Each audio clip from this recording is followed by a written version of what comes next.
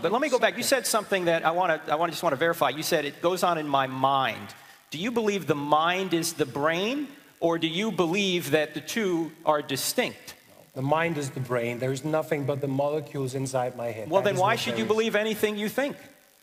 Why shouldn't I believe? Just because it's part of, as I said before, I feel the love for my kid. That is a real thing because it takes place in my brain. Is consciousness an illusion? It might be. It might be the mind playing tricks on me, but I kind of like that illusion. I think it's fun. And you might kind of like your illusion of God, and you might think it's fun, and it's very good. But do not influence my world with your God, because it's part of your imagination. So I have an imagination then.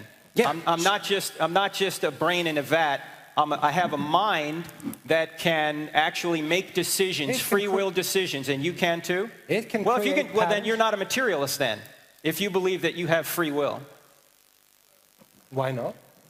Because if everything is the result of a previous natural cause determined by the laws of physics, then you don't have free will.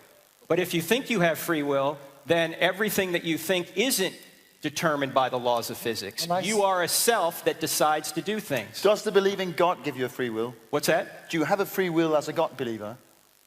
Oh, I think everybody has a free will, whether they're believers or not. My point is on atheism. If atheism is true and we're just molecules in motion, there is no free will.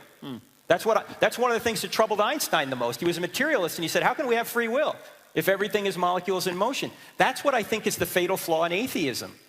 Because it tries to say everything is material, but then it steals from a theistic worldview in order to argue against it. It tries to say, well, I've got all these reasons that I'm freely coming to a conclusion that these reasons are true to say that theism is false. But in order to come to a free will decision, you have to assume you're not just a brain. You have to assume you have a mind. You have to assume you have a soul.